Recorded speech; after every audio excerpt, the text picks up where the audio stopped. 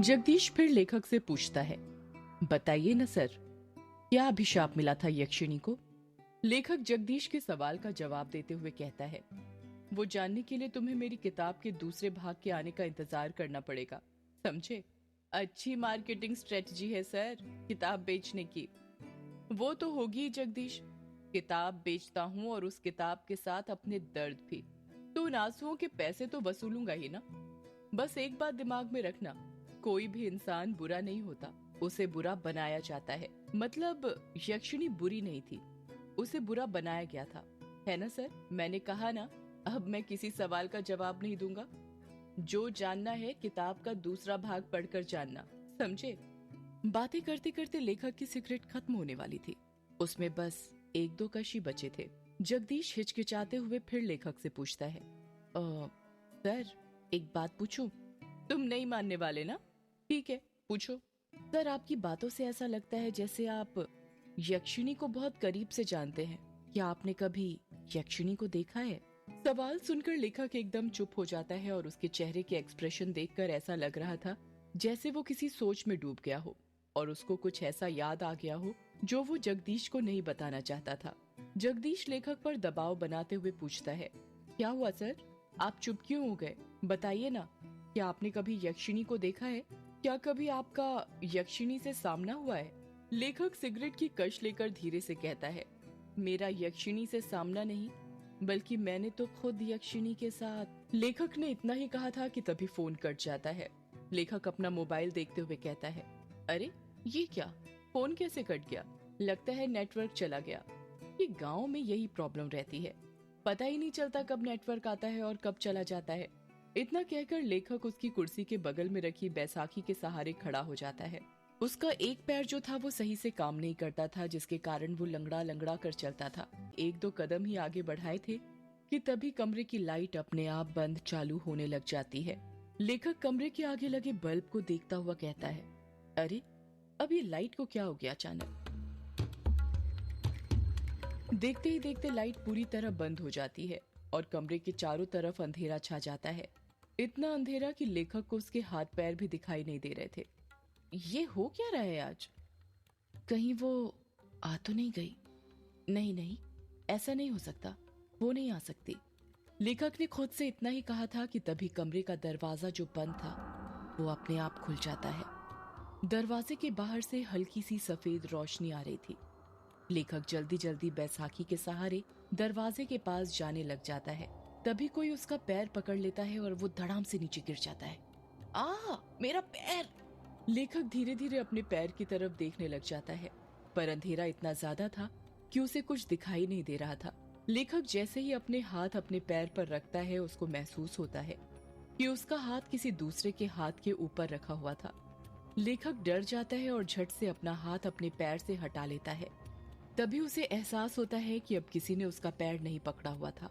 लेखक जितनी फुर्ती के साथ रेंगते रेंगते दरवाजे के पास जा सकता था, उतनी फुर्ती से जाने लग जाता है।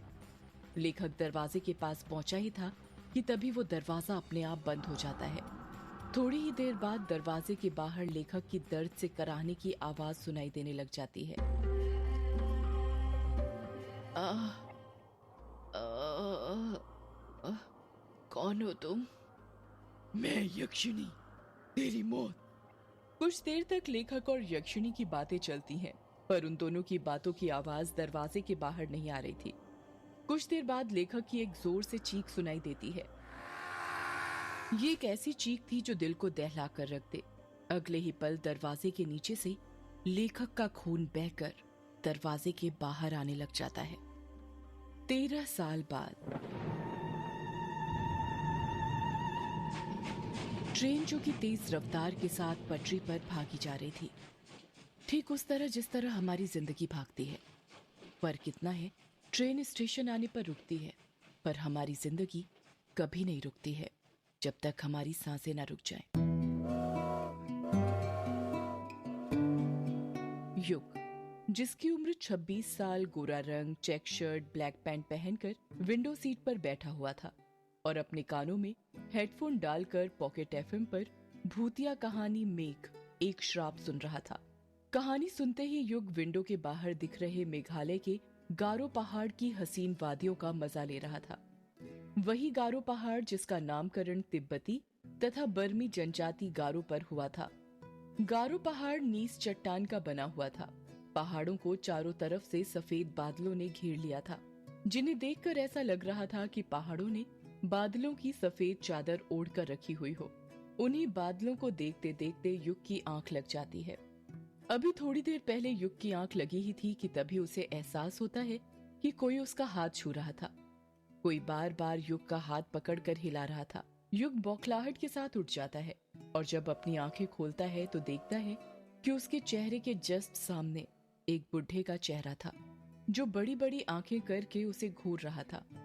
उस बूढ़े ने सफेद मटमैली सी धोती पहनी हुई थी। उसके हाथ पैर कंपकपा रहे थे। युग सोचने लग जाता है, पहले तो ये बूढ़ा मेरे सामने नहीं बैठा था, ये पूरी सीट खाली थी, अचानक कहां से आ गया? अगले ही पल युग खुद ही इस सवाल का जवाब ढूंढ लेता है और मन ही मन सोचता है, लगता है जब मेरी आंख लग गई थी तभी आकर बैठ गया था। युग गुस्सा करते हुए कहता है, ये क्या हरकत है बाबा? वो बूढ़ा खांसते हुए कहता है, माफ करना बिटुआ, पर क्या करूं, तुमसे कुछ काम था इसलिए तुम्हें उठाना पड़ा। युग हैरानी के साथ कहता है, क्या कहा? काम था आपको मुझसे? क्या काम था? वो बेटा, मुझे जानना था कि वक्त क्या हुआ है। ये बात सुनकर युग का दिमाग घूमने लग जाता है और वो गुस्से के साथ अपनी घड़ी में देखते हुए कहता है, 11 बजने वाले हैं। अच्छा, मतलब 1 घंटे बाद मेरा स्टेशन आ जाएगा। युग कुछ जवाब नहीं देता और उस बूढ़े को घूरने लग जाता है। वैसे बिटुआ, तुम कहाँ पर जा रहे हो? युग उस बूढ़े के सवाल का जवाब देते हुए कहता है, वो मेहंदी पथार जा रहा हूँ। मतलब तुम भी मेहंदी पथार जा रहे हो? युग उस बूढ़े के सामने उंगली करते हुए कहता है, मतलब आप भी? हाँ बिटुआ, चलो अब सफर आसान हो जाएगा। जब कोई बात करने वाला मिल जाता है तो सफर जल्दी कट जाता है। तुम मेहंदी पथार में कहाँ जा रहे हो? मेहंदी पथार से 5 किलोमीटर दूर ही बंगला मुडा गांव है ना, वहीं पर जा रहा हूँ। बंगला मुडा में तुम्हारे रिश्तेदार रहते हैं क्या? नहीं, बंगला मुडा गांव में तो नहीं, पर रोंका मुचा गांव में रहते हैं। अरे, ये क्या बात हुई बेटा? जब तुम्हारे रिश्तेदार रोंगका मुचा गांव में ही रहते हैं तो फिर तुम बंगला मुडा गांव क्यों जा रहे हो? इस सवाल को सुनकर युग खामोश हो जाता है। ऐसा लग रहा था जैसे उस बूढ़े ने युग की दुखती नब्ज पर हाथ रख दिया था, कुछ ऐसा पूछ लिया हो जिसका जवाब वो शायद अपने आप को भी नहीं देना चाहता था। बूढ़ा अपनी बात को आगे जारी रखते हुए कहता है, चलो, नहीं बताना तो मत बताओ। बंगला मुडा में कहाँ रुकने वाले हो? बंगला मुडा गांव के बाहर जो ग्रेवयार्ड कोठी पड़ती है ना, उसमें ही रुकने वाला हूँ। वो बूढ़ा हैरानी के साथ कहता है, वो अंग्रेजों की जमाने की कोठी जिसे कब्रिस्तान पर बनाया गया था? हाँ, वही ग्रेवयार्ड कोठी, पर वो तो पिछले 13 साल से बंद है ना? हाँ बंद है, पर अब नहीं रहेगी। मैं आज रात ही उस कोठी को खोल दूंगा। नहीं बिटुआ, ऐसा मत करना। तुम्हें उस ग्रेवयार्ड कोठी के बारे में पता नहीं क्या? क्या नहीं पता? आप साफ साफ कहेंगे क्या कहना चाहते हैं? अगर तुम बचपन में उस गांव में रहे हो तो ये तो पता ही होगा कि यक्षिणी किश्नोई नदी के पास भटका करती थी। युग उस बूढ़े की बात का कुछ जवाब नहीं देता है। वो गौर से उसकी बातें सुन रहा था। वो बूढ़ा अपनी बात को आगे जारी रखते हुए कहता है, तुम्हें पता है, उस यक्षिणी के एक नहीं 2 ठिकाने थे। पहला किश्नोई नदी और दूसरा ग्रेवयार्ड कोठी। युग हैरानी के साथ कहता है, क्या कहा? ग्रेवयार्ड कोठी? हाँ, ग्रेवयार्ड कोठी। गांव के लोगों ने कई बार यक्षिणी को ग्रेवयार्ड कोठी के पास भी भटकते देखा था। यक्षिणी हर पूर्णिमा और अमावस्या की रात मर्दों के साथ संभोग करके उनके दिल का खून चूस कर उन्हें मार दिया करती थी। इसका मतलब पापा ने बचपन में जो कहानी मुझे सुनाई थी वो कहानी नहीं बल्कि हकीकत थी। बिटुआ, किस कहानी की बात कर रहे हो तुम? बूढ़े की बात सुनकर युग अपने अतीत की यादों में खो जाता है। उसको याद आता है वो पल जब वो 10 साल का था और अपने पिता से बातें कर रहा था। पापा पापा, क्या कर रहे हो आप? युग ने प्यार से पूछा। कुछ नहीं बेटा, कहानी लिख रहा हूँ। युग के पिता ने टाइपराइटर पर कहानी टाइप करते हुए कहा।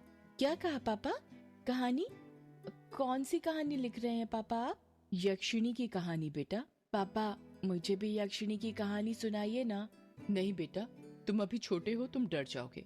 जब बड़े हो जाओगे तब सुनना, ठीक है? युग उदास हो जाता है और मुंह बनाते हुए कहता है, प्लीज पापा सुनाइए ना, मैं नहीं डरूंगा, प्रॉमिस। और आप ही कहते हैं ना कि अब तो मैं बड़ा हो गया हूँ और बड़े बच्चे डरते नहीं हैं बल्कि डराते हैं, तो प्लीज पापा मुझे यक्षिणी की कहानी सुनाइए ना। युग जिद करने लग जाता है और युग की जिद के आगे उसके पापा हार मान जाते हैं और उसे यक्षिणी की कहानी सुनाने लग जाते हैं। कहते हैं ये जो अपनी किश्नोई नदी है ना, बहुत सालों से वहाँ पर यक्षिणी डायन रहा करती थी। युग हैरानी के साथ कहता है, ये बंगला मुडा और रोंका मुडा गांव के बीच में जो नदी पड़ती है वहीं पर पापा? हाँ बेटा वहीं पर। ये जो यक्षिणी होती है ये जंगलों में या पानी वाली जगहों के पास पाई जाती है। हर पूर्णिमा और अमावस्या के दिन आने जाने वाले मुसाफिरों को जो रात में नदी पार किया करते थे, उन्हें ये लुभाती थी और अपने रूप के जाल में फंसाकर अपना शिकार बनाया करती थी। कहते हैं यक्षिणी को कमल और चमेली के फूल बहुत पसंद होते हैं। वो हमेशा उसे अपने पास रखा करती थी। जिन पुरुषों को यक्षिणी अपना शिकार बनाती थी उन्हें वो सबसे पहले कुछ खाने का दिया करती थी। खाने का? पर क्यों पापा? वो इसलिए बेटा क्योंकि वो उस खाने में ऐसा मंत्र फूंकती थी कि जो भी पुरुष उसे खाता था वो उसके वश में हो जाता था। ऐसे ही एक बार यक्षिणी ने एक पुरुष को अपना शिकार बना लिया और उसे अपने वश में करने के बाद उसके साथ संभोग करने लगी। युग बीच में ही बोल पड़ता है, ये संभोग क्या होता है पापा? युग का सवाल सुनकर युग के पिता चुप हो जाते हैं और वो बात को घुमाते हुए कहते हैं, ये आपके मतलब की चीज नहीं है बेटा। आप अभी छोटे हो ना, जब आप बड़े हो जाओगे तब हम इसका मतलब बताएंगे। अभी आप कहानी पर ध्यान दो। ठीक है पापा, फिर आगे क्या हुआ? संभोग करने के बाद यक्षिणी अपने असली रूप में आ जाती थी। यक्षिणी का असली रूप बेहद डरावना होता है, इतना डरावना कि जिसे देखकर किसी के भी दिल की धड़कन थम जाए। अपने असली रूप में आने के बाद यक्षिणी अपने शिकार के दिल का खून चूस लेती थी। पर वो ऐसा क्यों करती थी पापा? क्या वो बुरी औरत थी? नहीं बेटा, यक्षिणी बुरी औरत नहीं थी, बल्कि वो तो बहुत अच्छी औरत थी। दूसरे लोग से आई हुई एक अप्सरा की तरह थी। तो फिर पापा वो आदमियों के साथ, वो क्या बोला था आपने? अ, हाँ याद आया, संभोग करके क्यों मार देती थी? युग के पिता कुछ याद करते हुए कहते हैं, अभिशाप के कारण बेटा। कैसा अभिशाप पापा? बेटा वो अभिशाप ये था कि युग के पिता ने इतना ही कहा था कि बाहर के कमरे से युग की माँ की आवाज सुनाई देती है, युग बेटा, ओ युग बेटा, चलो आओ खाना खा लो, खाना बन गया है। युग अपनी माँ को मना करते हुए कहता है, नहीं माँ, मुझे अभी खाना नहीं खाना है, मैं पापा से कहानी सुन रहा हूँ। क्या कहानी सुन रहे हो? तुम्हारे पापा को कहानी लिखने और सुनाने के सिवा और कुछ आता भी है? जब देखो दिन भर कहानी लिखते रहते हैं। खुद तो बिगड़े हुए हैं ही, तुम्हें भी बिगाड़ने पर तुले हुए हैं। चलो जल्दी आओ खाना खाने, मैंने खाने की थाली बना ली है तुम्हारे लिए। नहीं माँ, मैं नहीं आ रहा, कहानी खत्म होने के बाद ही आऊंगा। क्या कहा? नहीं आ रहे? लगता है मुझे ही आना पड़ेगा। रुको अभी बेलन लेकर आती हूँ, तभी तुम मानोगे। पायल के बजने की आवाज सुनाई देने लग जाती है। ऐसा लग रहा था जैसे युग की माँ युग के कमरे की तरफ आ रही हो। कुछ ही देर में युग की माँ हाथों में बेलन लेकर उसके कमरे में आ जाती है। युग को उसकी माँ का चेहरा दिखाई नहीं दे रहा था, क्योंकि उसकी बचपन की यादों से उसकी माँ का चेहरा मिट चुका था। उसे नहीं पता था कि उसकी माँ कैसी दिखती थी। उसको उसकी माँ की बातें तो सारी याद थीं, पर उनका चेहरा नहीं। युग की माँ उसका कान पकड़ते हुए कहती है, तो क्या कह रहे थे बेटा तुम, कि तुम्हें खाना नहीं खाना? जरा एक बार और बोलना। युग चीखते हुए कहता है, आ अरे माँ कान छोड़िए, दर्द हो रहा है। माँ कान छोड़िए, कान तो छोड़िए आप माँ, दर्द हो रहा है माँ।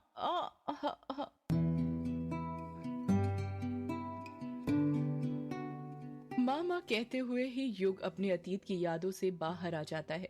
जब युग अपनी आंखें खोलता है तो देखता है कि उस बूढ़े ने उसका हाथ पकड़ा हुआ था और उसे हिला हिला कर पूछ रहा था, अरे ओ बिटुआ, कहाँ खो गए? ठीक तो हो तुम? और ये मामा क्यों बोल रहे हो? अरे बिटुआ। युग बूढ़े की बात का जवाब देते हुए कहता है, कुछ नहीं बाबा, ठीक हूँ मैं तो डर ही गया था। युग बूढ़े की आंखों में देखते हुए कहता है, बाबा एक बात पूछनी थी आपसे, क्या वो यक्षिणी अभी भी मर्दों को अपना शिकार बनाया करती है? सदियों से है पुरानी